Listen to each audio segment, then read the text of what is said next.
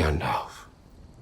Spoiler alert, it is finally official. Gandalf is the stranger. This is how the revelation came to be. Midway through the episode, we are reunited with the stranger as he is contacted by the Dark Wizard, Sheeran Hines, who appears oddly amicable at first. He claims that in order for them to destroy Sauron, they must cooperate with the stranger, who persuaded him to leave the West. It makes sense that the stranger feels perplexed, considering that he believed the Dark Wizard desired to form an alliance with Sauron. The Dark Wizard promises him he will find his identity, his staff, and the answers he seeks if he follows him. Furthermore, he claims to have made sure Poppy, Megan Richards, and Nori, Markella Kavanagh, are secure. Are they not the seeds you planted? Welcome to Movie Spy. They're not exactly safe, though. Seemingly defying the Dark Wizard's orders, one of his acolytes is holding a knife to Nori and Poppy's throat. After one of the Dark Wizard's acolytes is killed, the others depart, leaving Nori and Poppy to meet up with the stranger once more. The Dark Wizard claims he disagrees with his given name, but Nori and Poppy bring up the fact that he murdered one of his acolytes. When the stranger asks the Dark Wizard whether he wants to take Sauron's place, the Dark Wizard replies that it is their shared fate. When the stranger declares that he would want to remain anonymous forever, the Dark Wizard uses a spell that causes the ceiling above to collapse. He expresses his hope that the stranger's loss of people close to him may prepare him for the sorrow that would await Middle-earth if Sauron were to triumph. Should Sauron prove victorious? Fortunately, the Harfoots escape most of the damage inflicted by the Dark Wizard and pick up the pieces. In the greatest example of human foreshadowing, the Harfoots refer to the stranger as Grand Elf, as Poppy departs with Nobody Merrimack as he and his clan begin their first migration.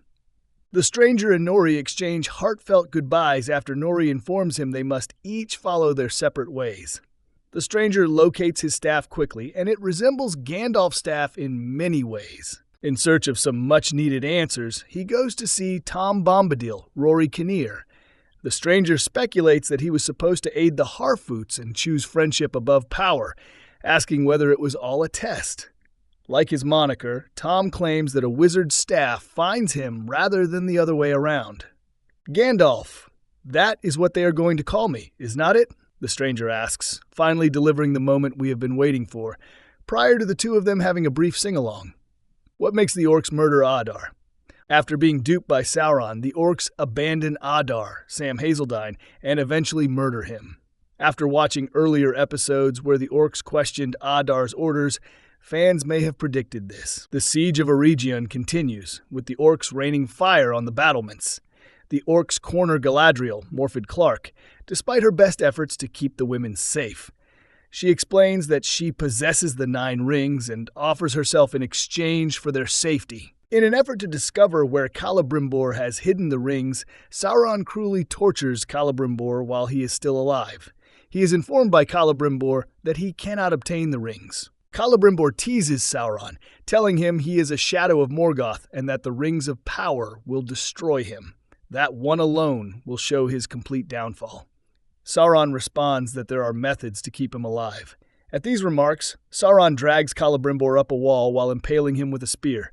Celebrimbor informs Sauron that he is a prisoner of the rings in his final words. Before an escort of orcs interrupts, Sauron sobs. As he starts his scheme to give them the impression that he cares for them, his demeanor shifts and he addresses them as Uruk. Galadriel is taken to Adar by the orcs. After Adar reveals he possesses her ring, she consents to form an alliance with him. He demonstrates how the ring has made him look like the elf he used to be. He claimed that although he was previously known by a different name, Adar is the one he has earned. Releasing the ring to Galadriel, he promises to send the orcs back to Mordor so they never have to fight in Middle-earth again if she aids in his destruction of Sauron. Adar responds that he forgives Galadriel and that he wishes to establish a permanent peace, despite the fact that Galadriel had murdered many orcs. He no longer possesses that power, though. It is soon evident that Sauron has captured Adar's troops. Adar is stabbed by one orc who is feigning injury, and the others surround the man they used to call Father in a horrific scene reminiscent of Sauron's demise in Season 2, Episode 1. After returning Morgoth's crown to him and giving Galadriel a nod, Sauron disappears. The orcs are given the command by Sauron to slaughter every elves except to deliver their leaders to him alive.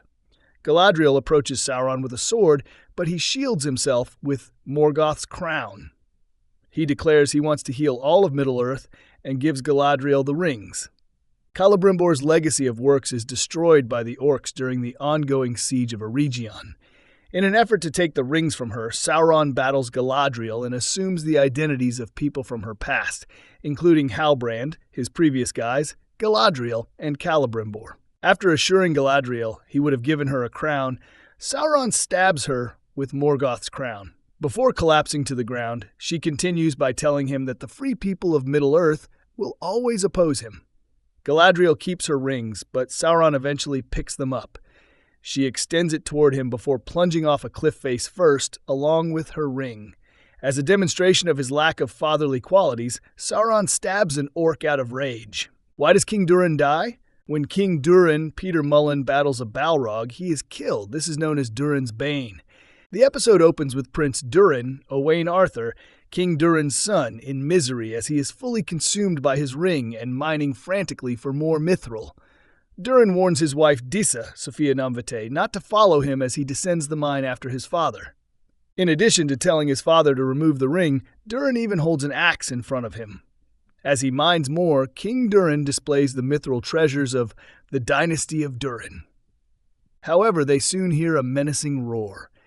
As King Durin confronts the fiery Balrog, who would eventually be known as Durin's Bane, Durin urges his father to flee, but it is too late. Just before he dies, King Durin transforms back into himself, removes the ring, asks his son for forgiveness, and ultimately refers to him as the new King Durin, before plunging off the edge of the cliff and confronting the Balrog. Later in the episode, we witness the new King Durin face up to his fate as he stands before his inherited throne. Durin declares Khazad-dûm is prepared to provide assistance after the dwarves notify him that Eregion has fallen. Disa tells Durin that they owe money, that there are rumors that he was not his father's favorite heir, and that other dwarf lords, including Durin's brother, will contest his claim. However, Durin is in difficulty of his own. Durin looks at the rings. What is a Narsil? Elendil, Lloyd Owen, receives the sword Narsil from Tar Miriel, Cynthia Addai Robinson. Because it is the sword that is ultimately used to cut the One Ring from Sauron's hand, it has enormous significance in Tolkien's lore. Pharazôn, Tristan Gravel, calls a meeting of the Faithful in Númenor and charges Miriel of using her alliance with Sauron to bewitch the Valar. Her supporters are all labeled as Númenor's traitors right away. Although Arryn, Emma Horvath, tries to shield her father Elendil from the approaching guards, it is obvious that he must depart. In order to locate his son Anarion, Elendil gets ready to travel with Miriel to the west.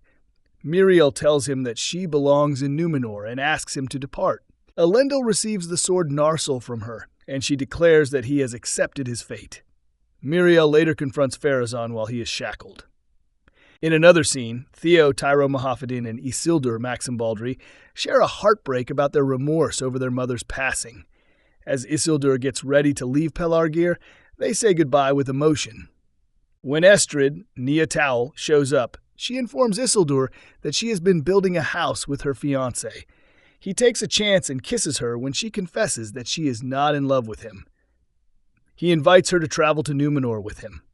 When Leon Wadham's character Kemen arrives in Pelargir, he seeks Isildur and is generally a danger. Refusing to allow Estrid to return to Númenor, Kemen informs Isildur of Pharazôn's usurpation and that his father Elendil is wanted for treason. He declares that Pelargir serves as a stronghold for the army of Númenor and that all men are required to bring wood from the forest to build an armada. There will not be any supplies for the people without the timber.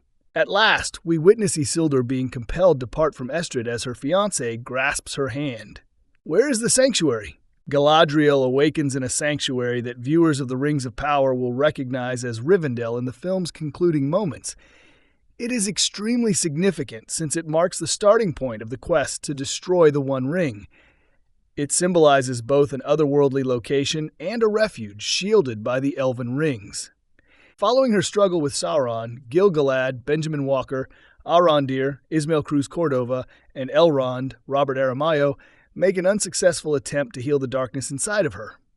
Thankfully, after placing Galadriel's ring on his finger, Elrond succeeds. Gil-galad tells Galadriel when she awakens that they are safe. Arondir claims to have assembled the other elves, and they are waiting on Gil-galad's choice. Gil-galad claims that Sauron now has control over the entirety of Middle-earth, including Lindon, and that they must decide whether to confront him head-on or to get ready with their weapons, the sword and shield. Galadriel reminds the group of Celebrimbor's advice. Light, not strength, triumphs over darkness, and the sun continues to shine. Thanks for coming.